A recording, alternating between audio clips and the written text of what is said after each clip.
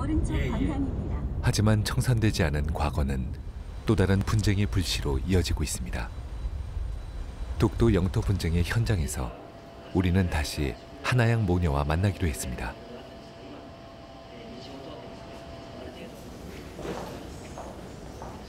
일본 땅에서 살아온 제1조선인들은 한국과 일본의 영토 분쟁을 어떻게 바라보고 있을까요?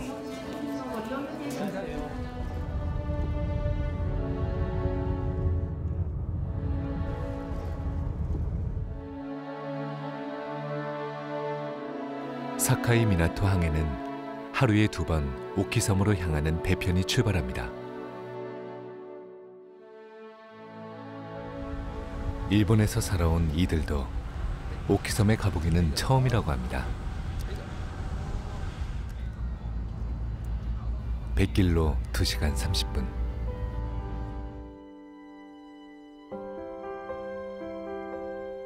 네 개의 유인도와 수많은 무인도로 이루어진 오키 제도는 국립공원으로 지정될 만큼 풍경이 아름다운 섬입니다.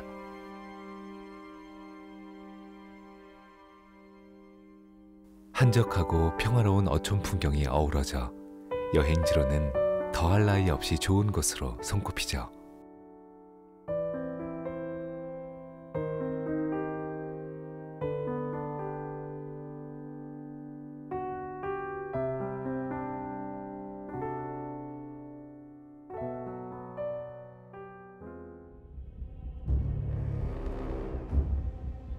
하지만 항구에 도착하자마자 한일 두 나라 간의 팽팽한 긴장감이 느껴집니다.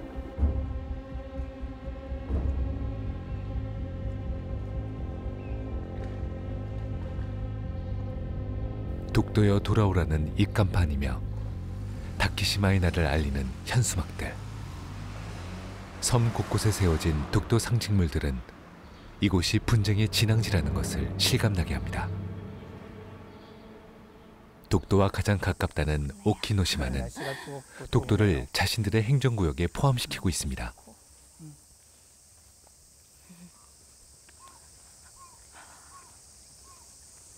영토의 영유권을 주장하는 데 있어 일상적인 가시권에 있느냐 없느냐는 가장 기초적인 근거가 됩니다. 과연 이곳에서는 독도를 볼 수 있을까요?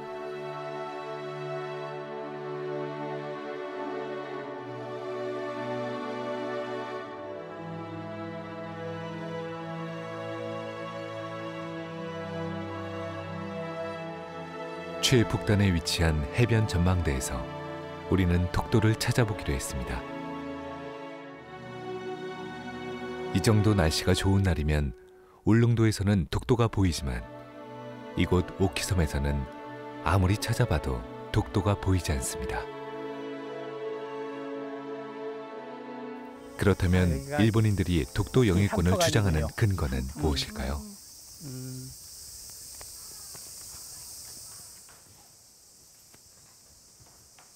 독도로 가는 뱃길이 시작되던 오키 향토관에는 입구부터 독도 사진이며 과거 독도로 출항해 고기잡이를 하던 일본 어부들의 사진이 빼곡히 걸려 있습니다. 이 시대 이 사진들은 1920년대, 30년대 사진들이에요. 그 시기는 우리가 식민지 지배를 받았기 때문에 그 당시 우리 어민들이 울릉도 사는 어민들이나 이곳에 와서 자유롭게 일본인들이 반대했기 때문에 금지했기 때문에 어업을 할 수 없었겠죠. 그러니까 일본인들의 사진만 있죠. 그리고 또 한국 정부가 일본인들이 이 지역이 일본 땅이라고 주장할 때 일본 정부는 1905년까지 이 지역이 국제적으로 주인이 없는 땅이라고 주장을 해요. 그렇지만 우리는 그렇지 않아요. 우리는 옛날부터 이 독도가 있었다는 걸 알고 있었고, 그리고 1900년 때는 우리 대한제국의 정부가 공식적으로 이름은 독도 이름은 아니지만 석도라는 이름으로 해서 우리 영유권이다, 우리 영토다라는 걸 선언을 하게 돼요. 아니, 先生はい韓日間の竹島問題について個人的にどのように思われるか。ノコメント。 우리가 독도는 우리 땅이라는 구호를 외치고 있을 때 일본인들은 조용히 마을 사람들의 일상생활이 담겨있는 독도의 기록을 차근차근 모아가고 있었습니다.